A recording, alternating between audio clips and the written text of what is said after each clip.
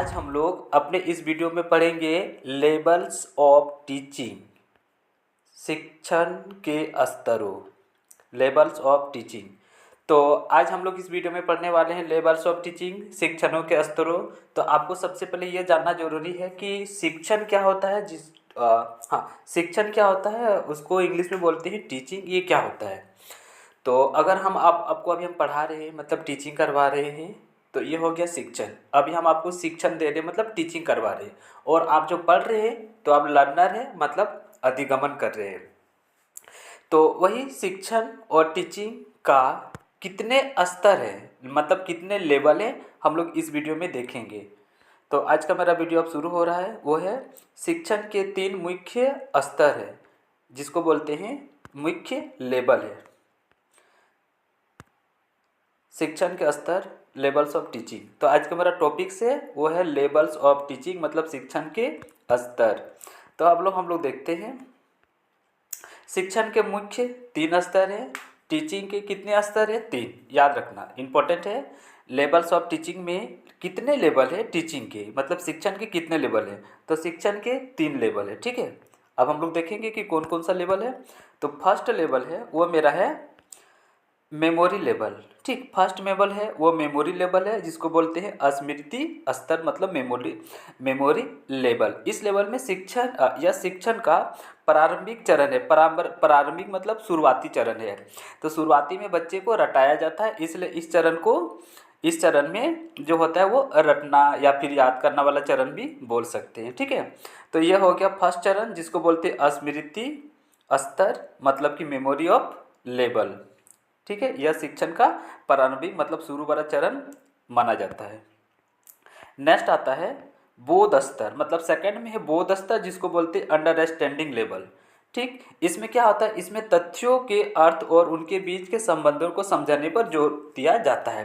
तो इसमें 2 चीज़ होता है, एक तो रटना और एक उस पर कॉन्सेप्ट जो होता है वो अपना कुछ थिंकिंग लगाना, मतलब कुछ क्रिटिकल थिंकिंग करना, रीजनिंग करना, तर्क वितर्क करना बच्चा शुरू कर देता है। मतलब उसमें कुछ अंडरस्टैंडिंग आने लगता है बच्चों पे, इसीलिए उसको बोलते हैं बोध स्तर, अंडरस्टैंडिंग लेवल। तो ये सेकेंड स्टेज है, लेवल ऑफ टीचिंग का सेकेंड था। और थर्ड जो है वो मेरा है वो है चिंतन स्तर, रिफ्लेक्टिव लेवल। ये सबसे ज़्यादा रिफ्लेक्टिव है मतलब चिंतन स्तर है। इसमें क्या होता है, जो स्टूडेंट है जो लर्नर है वो चिंतन करना शुरू कर देता है ना, इसीलिए इसको बोलते हैं रिफ्लेक्टिव लेवल। तो यह शिक्षण का उच्चतर स्तर है। उच्चतर मतलब हाई, जहाँ छात्र समस्याओं का समाधान करना सीखते हैं। तो यहाँ पे छात्र जो है समस्या का समाधान करना सीख जाते हैं। तो हम लोगों ने टोटल लेवल्स ऑफ टीचिंग कितने हैं? 3, ठीक है। लेवल ऑफ टीचिंग कितने? 3। फर्स्ट कौन सा है? फर्स्ट है मेमोरी लेवल, स्मृति स्तर। सेकंड क्या है? अंडरस्टैंडिंग लेवल, बोध स्तर। और थर्ड क्या है? रिफ्लेक्टिव लेवल मतलब चिंतनशील स्तर। मेमोरी लेवल में बच्चे को रटाया जाता है, ठीक है, कि याद करवाया जाता है।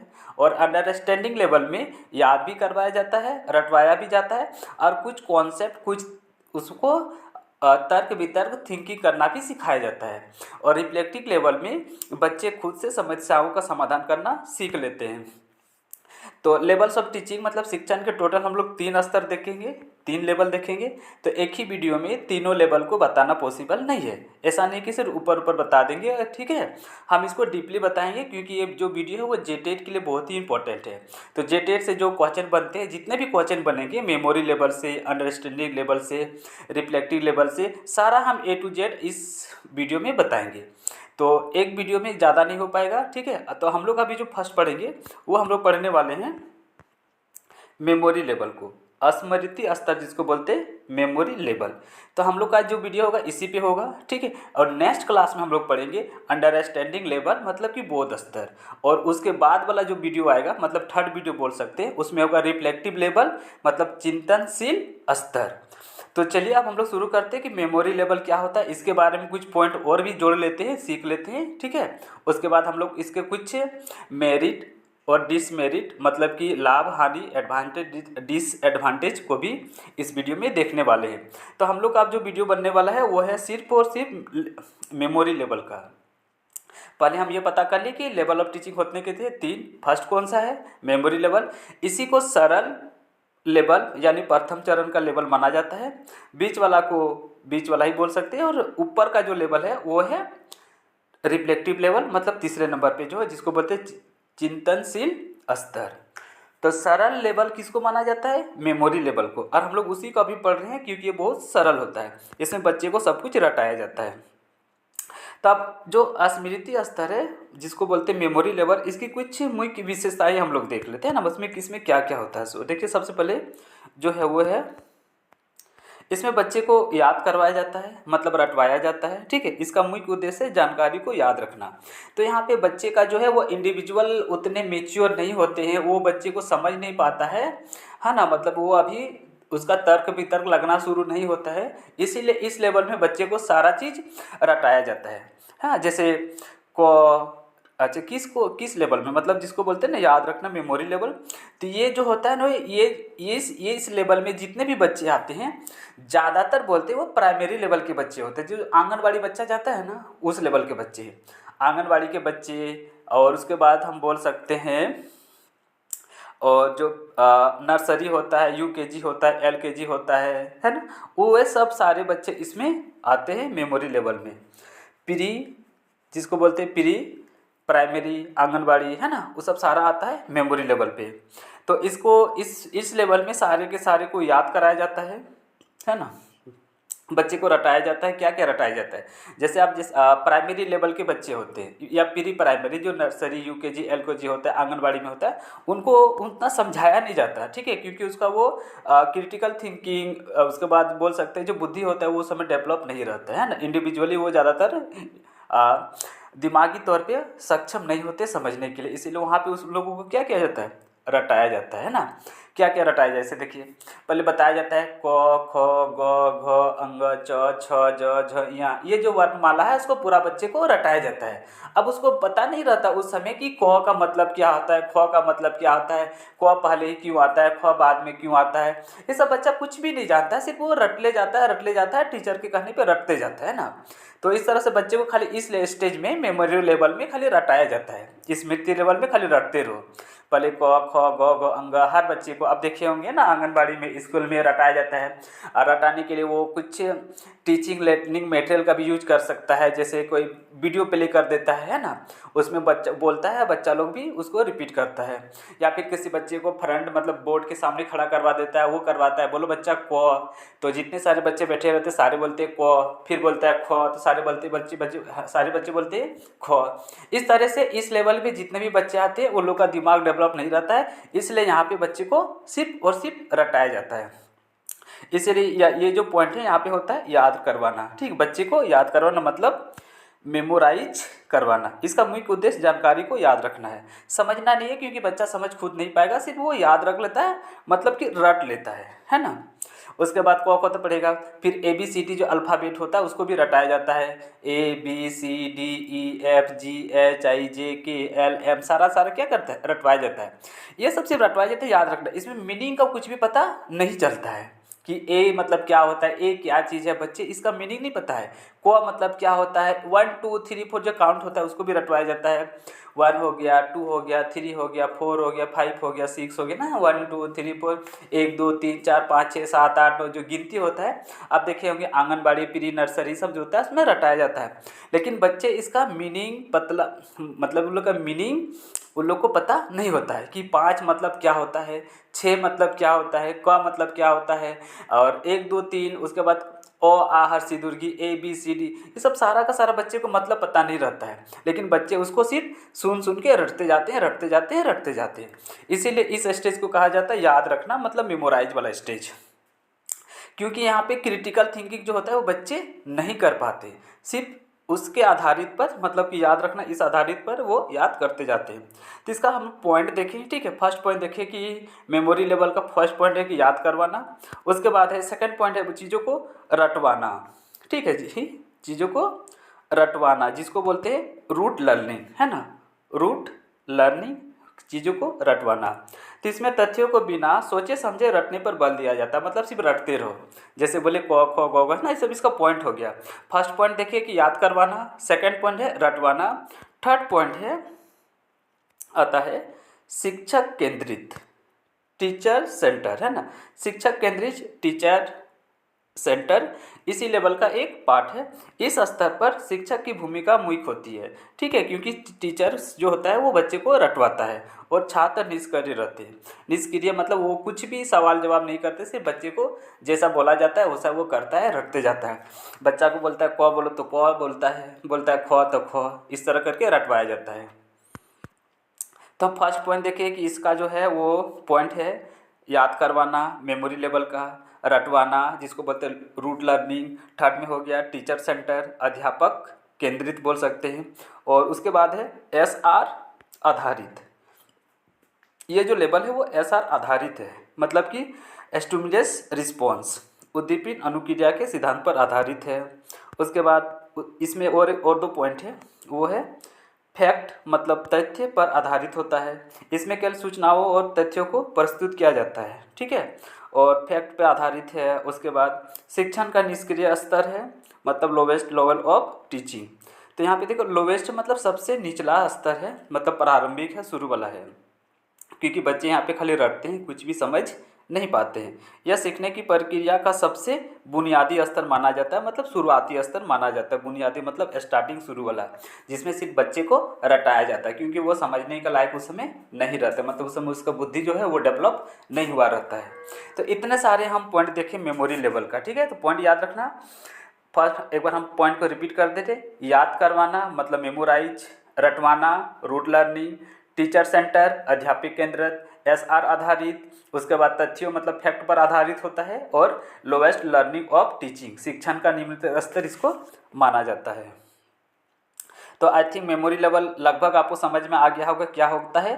तो ये pre nursery, primary school, anganwadi के लिए बच्चों के लिए ज़्यादातर होता है, जिसमें बच्चे को रटाया जाता है। अब हम लोग इसका पढ़ेंगे कुछ एडवांटेज और डिसएडवांटेज को। तो अब हम लोग आते हैं मेरिट मतलब एडवांटेज, गुण और लाभ। जो मेमोरी लेवल है, ठीक है, स्मृति स्तर, इसका कुछ कुछ मेरिट है मतलब गुण है, और कुछ कुछ एडवांटेज है, लाभ है। क्या लाभ है क्या हानि है इस स्टेज के लिए कि इस लेवल में, उसको अब हम लोग देखेंगे। तो फर्स्ट आता है मेरा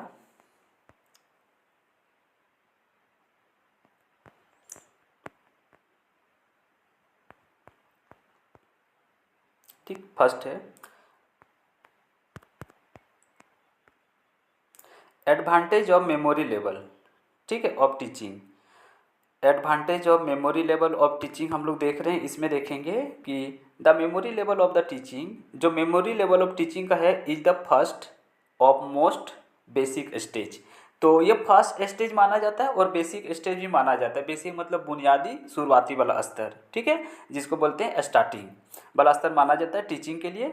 it's focus on the presentation of fact on the habit of rote learning. वही रूट लर्निंग मतलब इसको में बच्चे को रटने पे जोर दिया जाता है।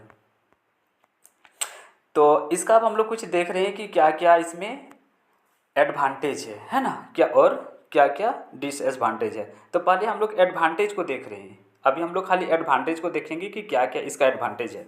तो ये इसका जो फर्स्ट एडवांटेज है वो है बच्चों के लिए प्रयुक्त है, हाँ, सूटेबल फॉर यंग चिल्ड्रेन, बच्चों के लिए उपयुक्त है।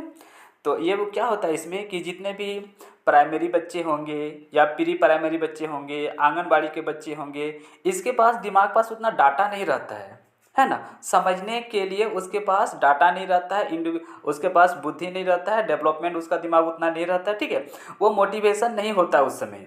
इसीलिए बच्चे को इस स्टेज पे प्री प्राइमरी हो गया, आंगनबाड़ी के जो बच्चे हो गया, उनको सिर्फ और सिर्फ रटवाया जाता है। तो छोटे बच्चे के लिए ये जो स्टेज है वो बहुत ही यूजफुल है, ठीक है, मतलब इस बच्चे के लिए बहुत ही उपयुक्त है। बोल सकते हैं कि ये जो स्टेज है मतलब मेमोरी लेवल जो स्टेज है वो छोटे बच्चे के लिए बहुत ही ज़्यादा उपयुक्त है ना, क्योंकि उस समय बच्चे को रटने में बहुत हेल्प होता है। छोटे बच्चे का दिमाग डेवलप नहीं होता है इसीलिए, ठीक है, क्योंकि छोटे बच्चे का डाटा जो नहीं है ना, वो डाटा वो समझ नहीं पाते हैं, उसके पास थिंकिंग नहीं रहता है, क्रिटिकल थिंकिंग नहीं रहता है, वो सोच नहीं पाएंगे। इंटेलेक्चुअल वो उसका जो होता है स्टेज उतना डेवलप नहीं हुआ रहता है, इसीलिए इस समय मतलब ये जो स्टेज होता है बच्चे के लिए बहुत ही उपयुक्त होता है, मतलब अच्छा होता है, ताकि बच्चे आसानी से किसी भी चीज़ को रट ले। अब इसके बारे में हल्का सा बता रहे हैं। एट द प्राइमरी लेवल, जो प्राइमरी लेवल के बच्चे होते हैं, जैसे अभी हम बोले चिल्ड्रेंस, देखिए यहाँ पे इलेक्टेड इज नॉट फुली, देखिए है ना, इलेक्टेड इज नॉट फुली, मतलब उसके पास जो दिमाग है इलेक्टेड, वो बुद्धिमान बुद्धिमान नहीं है, वो इलेक्टेड अभी नहीं है, उसका जो डेवलप हो रहा है दिमाग वो अभी डेवलप नहीं हुआ फॉर डीप रीजनिंग और लॉजिक। ऐसा नहीं है कि मतलब उसका दिमाग इतना इलेक्टेड नहीं हुआ है कि वो किसी भी चीज़ को डीप रीजनिंग कर सके, मतलब तर्क लगा सके, ठीक है, लॉजिक लगा सके, वो अभी डेवलप उसका दिमाग इट इलेक्टेड नहीं हुआ है। This method is highly effective for teaching them basic building block of alphabets, number and poem. तो इस स्टेज में क्या होता है कि जो अल्फ़ाबेट होते हैं उन बच्चों को रटाया जाता है। अल्फ़ाबेट मतलब जैसे क ख ग घ ए बी सी डी अ आ हर्षी दुर्गी 1 2 3 4 है ना। अल्फ़ाबेट मतलब जैसे ए बी सी डी होता है, इन सबको क्या कहते हैं, रटवाया जाता है। नंबर हो गया जैसे 1 2 3 4 बोले, गिनती बोले 1 2 3 4। और पोयम होता है जैसे tinkle tinkle little star, how, उसके बाद मछली जल की रानी है, हाथी राजा कहाँ चले। इन सारे पोयम को इस स्टेज में रटवाया जाता है, क्योंकि उसका जो दिमाग है वो डेवलप नहीं रहता है, ठीक है, इलेक्टेड वो इंटेलेक्चुअल वो डेवलप नहीं होता, इसीलिए। ठीक, अब इसका हिंदी में भी देख लेते हैं। प्रारंभिक स्तर पर बच्चों की बुद्धि तर्क या चिंतित के लिए पूरी तरह विकसित नहीं होती। उन लोग का जो बुद्धि है वह तर्क लगाने के लिए, चिंतन के लिए पूरी तरह से विकसित नहीं होता है। यह विधि उन्हें वर्णमाला, जैसे हो गया ना वर्णमाला क ख गिनती, नहीं, वर्णमाला में क ख और ओ आता है। अब गिनती में आ जाएगा 1 2 3 4, यानी कि 1 2 3 4। और कविताओं जैसे बुनियादी ज्ञान को सीखने में प्रभावी होता है। तो आई थिंक हमको लगता है कि ये बच्चों के लिए बहुत उपयोगी है। मेमोरी लेवल आपको समझ में आ गया होगा। तो ये बच्चों के लिए क्या है, बहुत ही एडवांटेज है, मतलब उपयोगी है, कि बच्चे को आप समझाइए नहीं, सिर्फ रटवाइए, क्योंकि बच्चे इस स्टेज के लिए ही बने होते हैं। अब समझा रहे हैं तो मतलब अब गधे हैं, क्योंकि बच्चे को इस स्टेज में समझ में आने वाला नहीं है, ठीक है। अब रटवा दीजिए।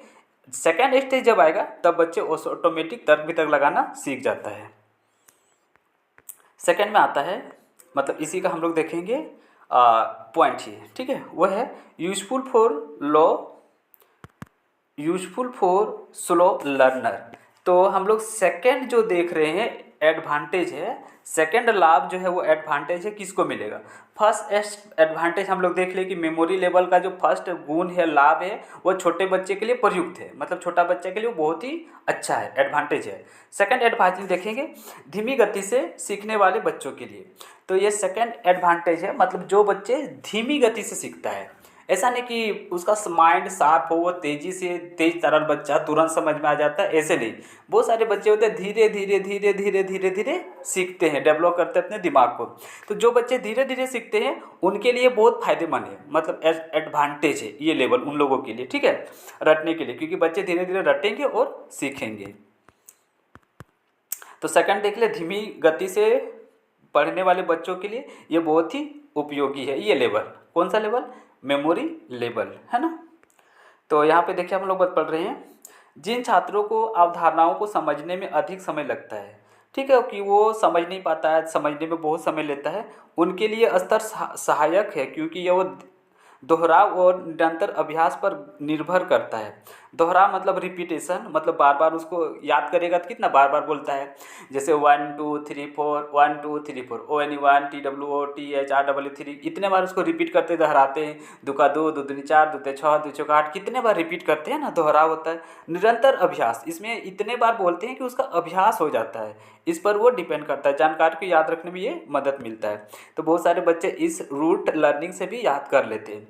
तो फर्स्ट हम एडवांटेज देखें, छोटे बच्चे के लिए प्रयुक्त है, जो प्रीमरी और प्री प्राइमरी आंगनबाड़ी बच्चों के लिए है। और सेकंड एडवांटेज है वो है नए जो धीमी गति से सीखता है उनके लिए उपयोगी है, ठीक है ना। तो हम लोग 2 एडवांटेज अभी तक देख चुके हैं। स्लो लर्नर के लिए ये स्टेज बहुत ही इंपॉर्टेंट है, मेमोरी लेवल, और छोटे बच्चों के लिए मतलब प्री चाइल्ड आंगनबाड़ी के लिए।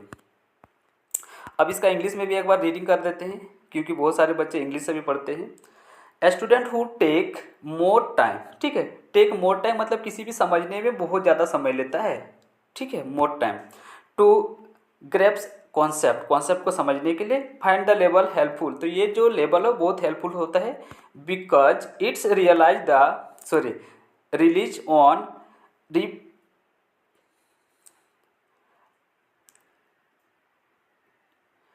Release on repetition and constant drills allow them to rein information to their own pace, ठीक है।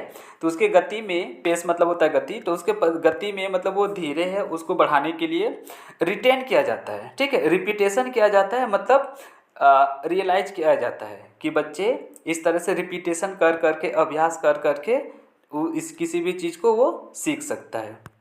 तो हम देख लिए information at the their space, तो 2 पॉइंट देख लिए, 2 एडवांटेज देख लिए। छोटे बच्चे के लिए बहुत उपयोगी है और धीमी गति से सीखने वाले बच्चों के लिए। सेकंड जो है वो है helpful in learning new concept, है ना। न्यू कॉन्सेप्ट को सीखने के लिए मेमोरी लेवल बहुत ही इंपॉर्टेंट है, क्योंकि मेमोरी लेवल में बच्चे को रटाया जाता है, तो जो नया कॉन्सेप्ट होता है वो बच्चे इसमें रट लेते हैं। अवधारणाएं सीखने में सहायक होता है, ठीक है, बहुत ही सहायक होता है। इसमें तथ्य को सीखने के लिए बहुत ही इंपॉर्टेंट होता है ना।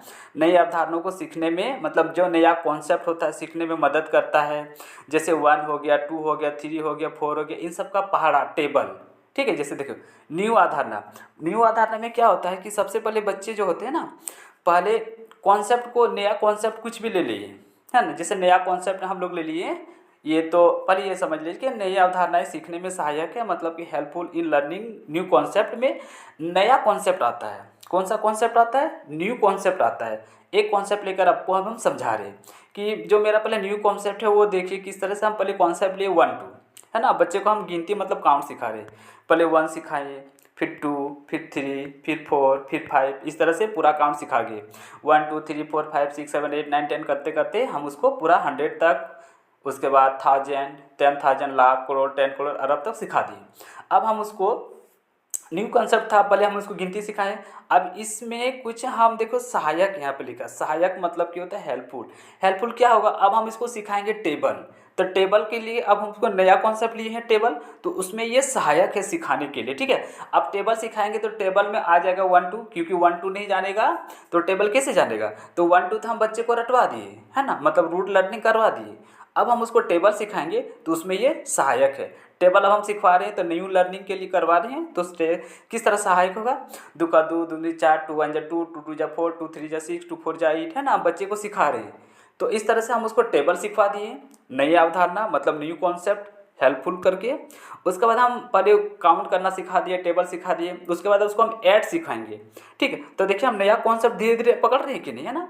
तो उसके बाद ऐड लिए, नया कॉन्सेप्ट, फिर सब्ट्रैक्ट लिए, फिर न्यू कॉन्सेप्ट, उसके बाद मल्टीप्लाई लिए, फिर न्यू कॉन्सेप्ट, उसके बाद डिवाइड लिए, फिर न्यू कॉन्सेप्ट, उसके बाद हम ऐड ऑफ फ्रैक्शन लिए, ठीक है, मतलब भिन्न का जोड़ घटा गुना भागा, पॉइंट वाला जोड़ घटा गुना भागा जिसको बोलते हैं डेसिमल, पॉइंट वाला, है ना, भिन्न का जोड़ घटा। उसके बाद गिनती वाला नहीं, ABCD वाला जोड़ घटा जिसको बीजीय अलजेब्रा बोलते हैं ना। ए को जोड़ना है, 5 को ए रहेगा तो 5 ए, 5 ए को गुना करना है तो ए का पावर 5, ठीक है, 5 ए का पावर 5। तो इस तरह से हम न्यू कॉन्सेप्ट को सिखाते हैं, तो उसमें ये जो होता है लेवल बहुत यूजफुल होता है। स्टार्टिंग में बच्चे रट लेते हैं लेकिन बाद में धीरे धीरे उसको समझ में आता है। तो प्री जो होता है, प्री प्राइमरी, इसी सारे बच्चे में सीखने का आता है। तो पॉइंट हो गया मेरा कि helpful in learning new concept, new concept को समझने में ये बहुत हेल्पफुल होता है, मतलब सहायक होता है। देखिए किसी भी जटिल सिद्धांत मतलब बच्चे के लिए जो भी स्टार्टिंग देगा वो तो जटिल ही रहेगा, है ना। सिद्धांत का विश्लेषण करने से पहले छात्र को बुनियादी तथ्यों, बुनियादी मतलब स्टार्टिंग, शुरुआती तथ्य को ज्ञान होना जरूरी है। हमको पहाड़ा सिखाना है तो पहाड़ा सिखाने के लिए उसको काउंट आना जरूरी है। मल्टीप्लाई सिखा रहे हैं तो भी काउंट और टेबल आना जरूरी है। डिवाइड सिखा रहे हैं तो भी काउंट और टेबल आना जरूरी है ना। तो बोल रहा है कि वही देखिए यहाँ बोल रहा है कि छात्रों को बुनियादी तथ्यों का ज्ञान होना बहुत ही जरूरी है, ठीक है, विश्लेषण के लिए। यह स्तर बाद में उन्नत विषयों को समझने के लिए आवश्यक है। तो बाद में उस बच्चे को स्तर समझ में आ जाता है कि मल्टीप्लाई के लिए 1 2 बहुत जरूरी था, है ना। तो बाद में उन्नत विषयों को समझने के लिए आवश्यक आधारभूत जानकारी प्राप्त होने करने में मदद मिलती है। बिफोर अ स्टूडेंट, ठीक है, before a student can analyse a complex theory, तो पहले कॉम्प्लेक्स थ्योरी होता है, they must note the basic fact, basic fact को पता होना जरूरी है। Teaching learning material, sorry teaching learning TLM, sorry T नहीं MLT help in acquiring the foundation data necessary to understand more advantage topics later. तो बाद में जो ये होता है बहुत ही इम्पोर्टेंट होता है ना, लेकिन जो एक्वायरिंग होता है वो फंडामेंटल होता है। डाटा जो होता है वो फंडामेंटल मतलब शुरुआती में बहुत ही नेसेसरी है कि बच्चे रट कर ले, याद कर ले। इन जितने सारे फैक्ट होते हैं, क्योंकि फैक्ट को बच्चे वो समझ नहीं पाते, जो भी समझते हैं वो बिफोर द स्टूडेंट एनालाइज, उसके बाद ही वो कर पाते हैं, पहले तो बच्चे रटते हैं। तो सेकंड हम लोग एडवांटेज देख लिए। फर्स्ट एडवांटेज था कि छोटे बच्चे के लिए उपयुक्त था। सेकंड देखें नए अवधारणाओं को सीखने में सहायक है। और थर्ड देखें तथ्यों के संग्रह के लिए बहुत ही उपयोगी है। तो इसमें हम लोग और एक चीज़ देख लिए। तो इतने सारे चीज़ थे एडवांटेज में, इसमें और कुछ हम हल्का सा बता देना चाहते हैं कि जो helpful in learning new concept है, इसमें क्या क्या सिखाना है उसका सारा बच्चा जो तो कलेक्ट करता है। जैसे गिनती को सिखाना है तो पहले फिर पहाड़ा सिखाना है, तो उन सबको क्या करता है, कलेक्ट करता है ना, बच्चे सोचता है न्यू के संग्रह के लिए। जैसे देखिए अब हमको बच्चे को हम सारा उसको पहले काउंट करवा दिए, टेबल सिखा दिए, ऐड सिखा दिए, सब्ट्रैक्ट सिखा दिए, मल्टीप्लाई सिखा दिए और डिवाइड सिखा दिए।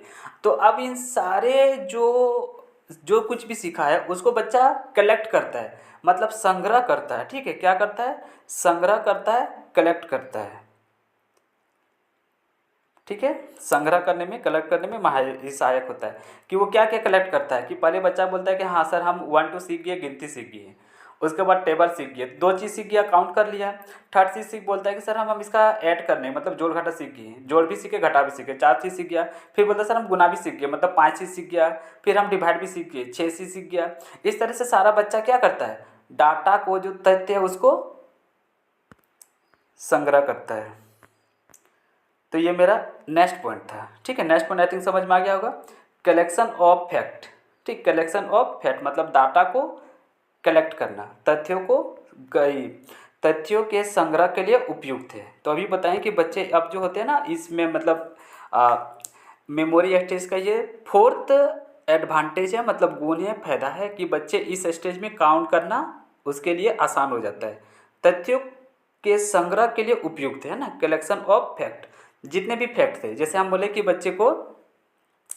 बच्चे ने क्या क्या सीखा, ठीक है, सारा का सारा उसका कलेक्शन करता है। जैसे गिनती सीखा, पहाड़ा सीखा, है ना, सारे को सारे क्या करता है, कलेक्ट कर लेता है। जोड़ घटा सीखा, गुना सीखा, भागा सीखा, इन सबको कलेक्ट कर लेता है। तो यह उन विषयों के लिए एक उत्कृष्ट पद्धति है जिनके विशिष्ट डेटा को याद रखने में आवश्यकता होती है। ऐसे ऐतिहासिक इतिहास, उसका देखो गणितीय सूत्र, वैज्ञानिक प्रतीक और शब्दावली, सारा का सारा इसमें आता है। गणितीय सूत्र मतलब बच्चे को आप समझ जाते हैं कि हाँ हम सूत्र वगैरह अब हम याद कर लिए, क्योंकि बच्चे अब ये प्री लेवल मतलब आंगनबाड़ी में नहीं है बच्चे, वो 9 10 में भी है। लेकिन बहुत सारे बच्चे ऐसे होते हैं जो फॉर्मूला को समझते नहीं, वो याद कर लेते हैं। जैसे डायरेक्टली बोल सकते हैं हम कि a+b का होल स्क्वायर समझ में बाद में आता है, पहले उसको याद कर लेता है ना। a+b का होल स्क्वायर, ये सब सारा क्या होता है, याद कर लेता है। शब्दावली मतलब हो गया कि वोकेबलरी बोल सकते हैं, मतलब कि वर्ड मीनिंग बोल सकते हैं इंग्लिश में, शब्दावली हिंदी में आता है। और विज्ञानी का जो प्रतीक होता है, जैसे सोडियम का Na, पोटेशियम का K, सिल्वर का Si, एल्यूमिनियम का Al। तो बच्चे को सब समझ में बाद में आता है, पहले उसको रट लेते हैं। उसके बाद ऐतिहासिक तिथियाँ, ये तो तिथियाँ इतना रटना पड़ता है कि हिस्ट्री फेल हो, मतलब हिस्ट्री याद रखना कितना इम्पोर्टेंट है।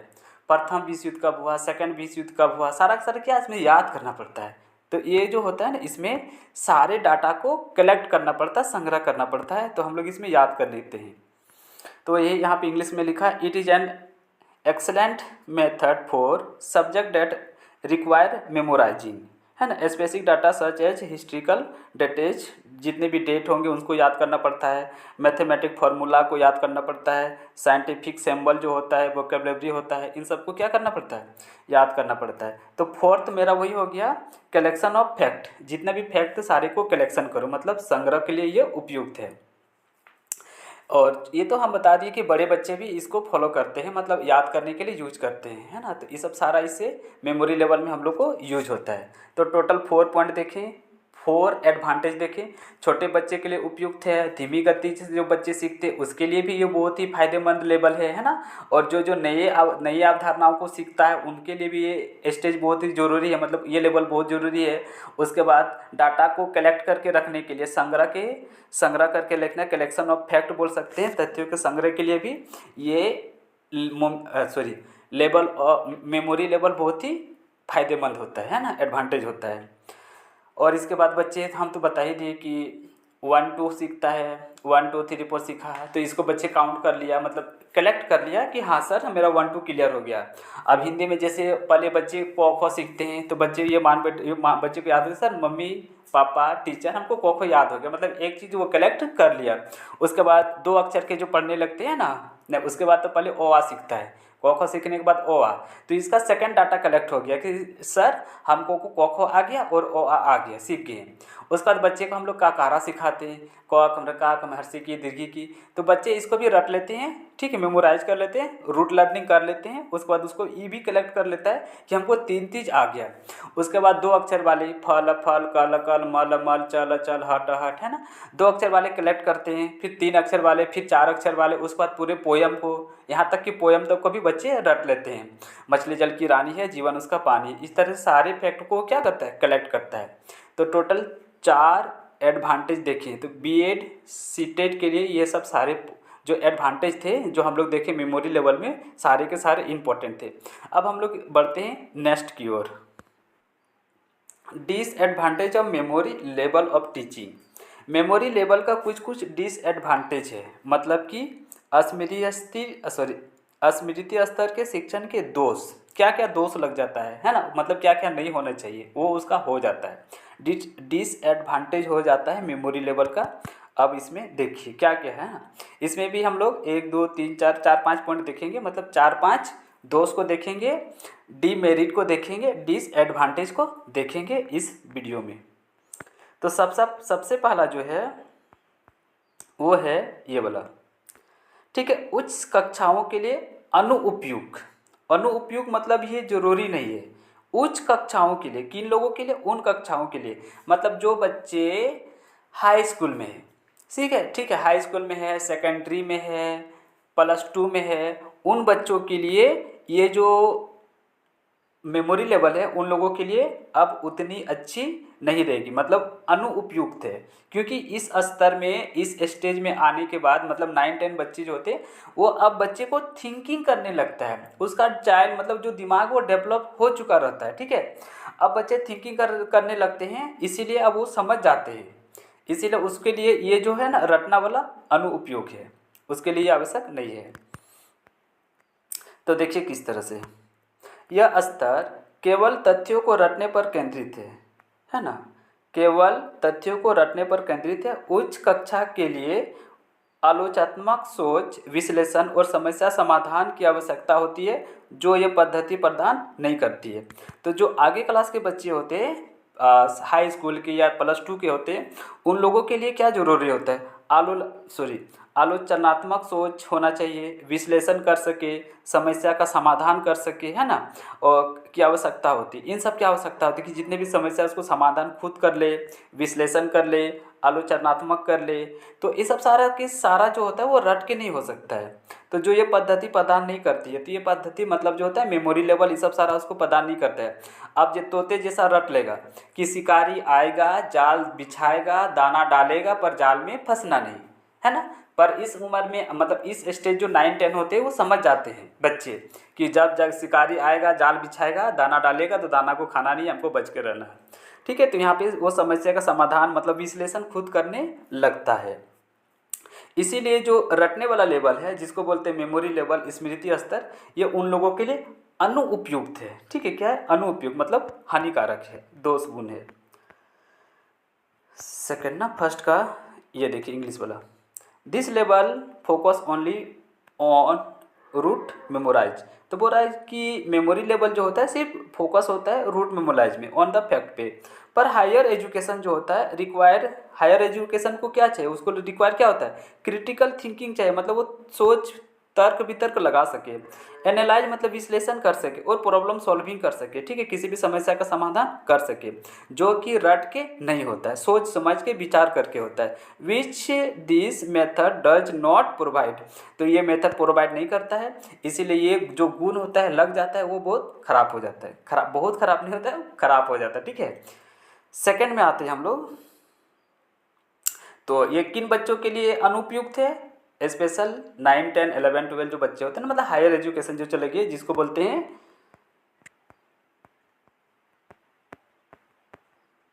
उच्च कक्षाओं के लिए, है ना, उच्च कक्षाओं के लिए ये अनुपयुक्त है। फर्स्ट पॉइंट हम लोग देख लिए। सेकंड बढ़ते हैं अब हम लोग।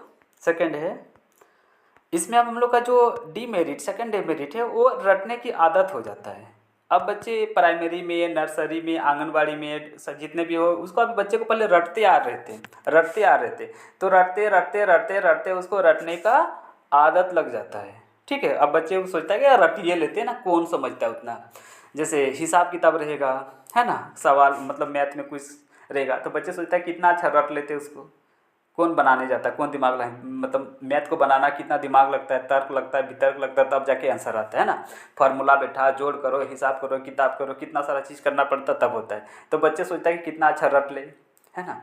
जैसे इंग्लिश में रट लेता है, वर्ब रट लिया, सेंटेंस रट लिया, ग्रामर रट लेता है, उसी तरह से। तो ये उन लोगों को खराब होता है कि रटने की आदत लग जाता है। यह छात्रों का अवधारणाओं को समझे बिना, मतलब बिना अवधारणा को समझे बिना ही रटने के लिए प्रोत्साहित करता है। सोचता है कि ना डायरेक्ट हम बिना कुछ समझे नहीं खाली रट ले। इससे अक्सर परीक्षा के बाद सामग्री को जल्दी भूल जाने की समस्या होती है। अब बिना सोचे समझे खाली रट लेगा तो रटा हुआ चीज़ ज़्यादा दिन तक याद रहता है? नहीं रहता है, वो बच्चे एक ना एक दिन भूल ही जाता है। लेकिन जो कॉन्सेप्ट को समझ लेता है वो ज़्यादा दिन तक याद रहता है, क्योंकि जैसे जैसे बच्चे बड़े होते हैं, डेवलप होते हैं, उन लोगों के बीच मेमोरी लेवल का जो होता है ना डाटा, वो धीरे धीरे शॉर्टेज होता है, मतलब कम होता है। अब उसके पास याद कम रहेगा और समझेगा ज़्यादा, तो ये उन लोगों को एक प्रॉब्लम होने लगता है। ठीक है, क्योंकि रटा रटाया तो ज़्यादा दिन याद रहता नहीं है, लेकिन जो समझता है वो ज़्यादा दिन याद रहता है। तो बच्चे सोचते हैं कि ये हम रट के गलती किए, क्योंकि रट में भूल जाएंगे। अभी आप यहाँ से रट के जाइए और एग्ज़ाम में बैठिए, टेंशन में, प्रेशर में भूल जाइएगा, लेकिन आप अगर कॉन्सेप्ट को समझ के जाइएगा तो वहाँ पे आपको फायदा होता है, मतलब भूलते नहीं है, क्योंकि आपको ने कॉन्सेप्ट सीख लिया है। तो ये जो रटने की आदत लग जाता है ये बहुत ख़राब हो जाता है, मतलब कि गुण हो गया, अवगुण हो गया, डिसएडवांटेज बोलो या डीमेरिट बोलो। तो यहाँ पे देखिए, encourage a student to claim information without understanding the undeadling concept. This often leads to forgetting the material quickly after exam. तो एग्ज़ाम में रट के जाते हैं और एग्ज़ाम में भूल जाते हैं, ज़्यादा दिन तक याद नहीं रहता है। इसीलिए ये जो रटने की आदत हो गया, जिसको बोलते हैं हैबिट ऑफ रूट लर्निंग, ये बहुत ख़राब हो जाता है ना। डी एडवांटेज हो गया, ज़्यादा हो जाता है, ये नहीं होना चाहिए, है ना। तो दो कुछ देखें कि जो उच्च कक्षा के बच्चे होते हैं हायर एजुकेशन के लिए, उन लोगों के लिए उन लोगों के लिए जो मेमोरी लेवल है वो डिसएडवांटेज है, और रटने की जो आदत लग जाता है वो भी मेमोरी लेवल डिसएडवांटेज है। उसके बाद हम लोग थर्ड आते हैं। थर्ड में है टीचर डोमिनेंस, है ना। टीचर डोमिनेंस मतलब कि शिक्षक का प्रभुत्व। सारी सत्ता इस समय किसके पास होता है? टीचर के पास होता है। ठीक,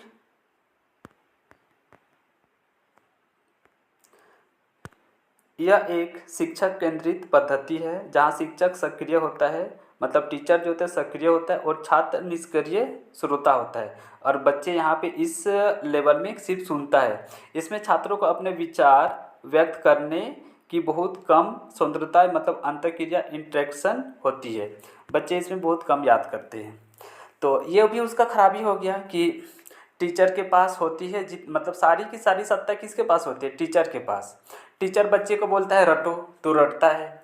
टीचर बच्चे को मतलब कि जब वो पहले प्री आंगनबाड़ी में बच्चा था, स्टार्टिंग में जब बच्चा था, मतलब मेमोरी लेवल में जिस समय बच्चा था, उस समय उन लोग का हैबिट क्या हो जाता है कि टीचर जो जो बोलते थे स्टूडेंट वही करता था, तो ये उसका आदत लग जाता है। फिर वो अपना दिमाग लगाता नहीं है, मतलब अपना कुछ सक्रिय नहीं होता है, स्टूडेंट सक्रिय यहाँ पे नहीं होता है। तो ये उन लोगों की खराबी हो गया, क्योंकि जो टीचर बोलेगा वही करेंगे।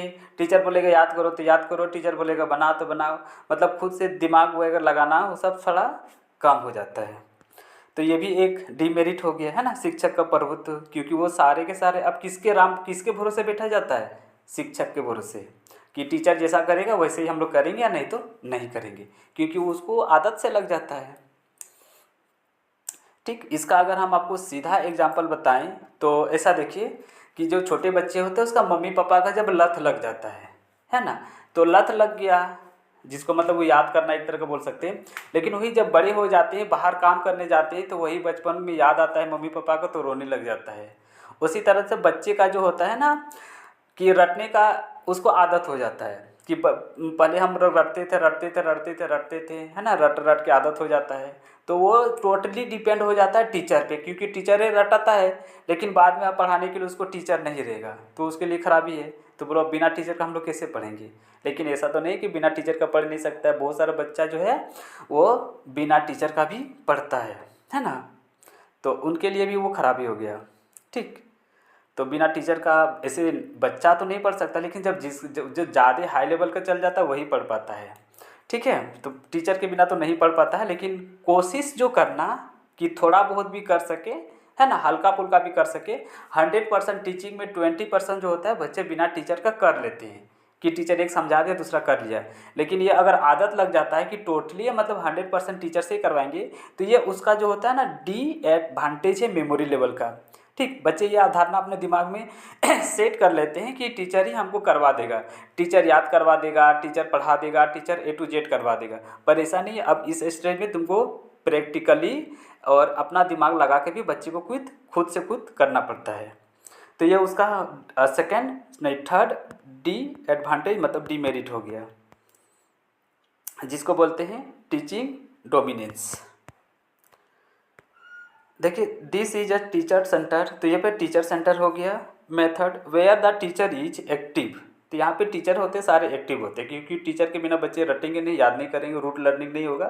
And the student are positive listener, खाली यहाँ पे बच्चे होते हैं ना सुनते हैं, ठीक है, लर्नर करते हैं, पॉजिटिव पे, एक्टिव नहीं पॉजिटिव पे, ठीक है। There is very little interaction, तो टीचर और स्टूडेंट के वेरी लिटिल मतलब बहुत कम आकर्षण होता है, इंटरेक्शन होता है, मतलब लगभग कम के बराबर बोले ना। फ्रीडम फॉर स्टूडेंट, ठीक है, तो ये स्टूडेंट के लिए एक्सप्रेस देयर थॉट, तो वो अपने थॉट जो होते हैं ना टीचर के साथ बहुत कम शेयर करता है, ज़्यादातर वो रूट लर्निंग मतलब याद करने पे ही जोर देता है। तो ये उसके लिए भी ख़राब हो गया, क्योंकि इस स्टेज में बच्चे बहुत कम क्वेश्चन पूछ पाते हैं, टीचर से डरते हैं या फिर उससे ये रटने के लिए उसका आदत होता है, इसीलिए। तो ये वही हो गया सेकंड मतलब थर्ड डीमेरिट। सेकंड हम लोग आते हैं अब थर्ड नहीं फोर्थ, नो सेल्फ स्टडी। वही बोले देखो नो सेल्फ स्टडी, ठीक है। तो सेल्फ स्टडी जो होते हैं बच्चे करना नहीं चाहते हैं, क्योंकि रटा रटाई पे उसको विश्वास हो जाता है, आत्म अध्ययन पे वो जोर नहीं देता है, मतलब सेल्फ स्टडी वो नहीं करता है। जैसे रटा होता है उसी तरह मतलब तोते की तरह वो सिर्फ किसी भी चीज़ को रटने पे जोर देता है, सिर्फ रटते जाता है, ना अपना दिमाग लगाता है, ना क्रिटिकल थिंकिंग लगाता है, और ना ही प्रॉब्लम सॉल्विंग करने की कोशिश करता है। सिर्फ self study no self study बोलता है ना, सेल्फ स्टडी करने के नहीं करता, वो टोटली टीचर पे डिपेंड रहता है। ठीक, तो ये मेरा फोर्थ डी एडवांटेज है मतलब डीमेरिट है, कि चूँकि छात्र पूरी तरह से शिक्षक के निर्देशों और नोट्स पर निर्भर रहते हैं, है ना। शिक्षक के निर्देश मतलब टीचर जो बोलेगा वही करेगा, और उसके नोट्स पे ही निर्भर रहते, खुद से नोट्स बनाने के लिए नहीं सोचते, है ना। बच्चे ऐसा नहीं सोचते कि इस चैप्टर का हम खुद से नोट्स बना सकते हैं, वैसा बच्चे नहीं सोचते, वो टोटल टीचर पे डिपेंड रहता है। जैसे आपको एक कहानी बता दिया, ठीक है, कि रामायण का कोई एक पाठ ही ले लेते हैं कि राजा दशरथ के 4 पुत्र थे। अच्छा ये रामायण छोड़े, सबको समझ में नहीं आएगा। कोई एक कहानी बता दिए कि जंगल का राजा, ठीक है, वो शेर है, उसके बाद इसके मंत्री है सियार, और जंगल में बहुत सारा जानवर है, ऐसा करके कहानी बता दी। और लास्ट में बोलता है कि कहानी को समराइज करो, मतलब कि अपने से नोट्स तैयार करो, इसका कहानी को लिखो। जैसे बोलते हैं ना निबंध लिखो, हाथी पर निबंध लिखो, गाय पर निबंध लिखो, अपने गांव पे निबंध लिखो, लेख लिखो, है ना।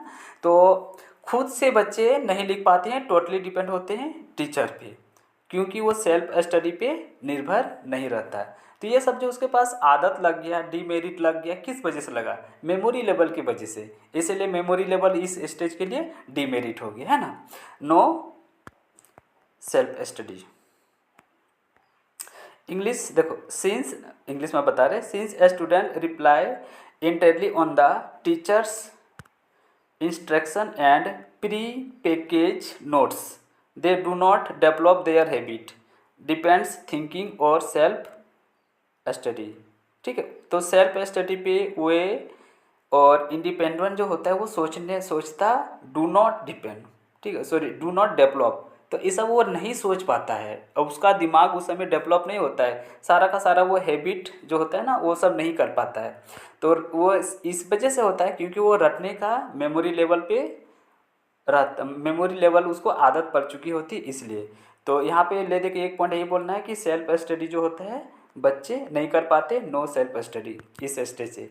क्यों नहीं कर पाते हैं? क्योंकि उसको मेमोरी लेवल की आदत लग चुकी होती है ना।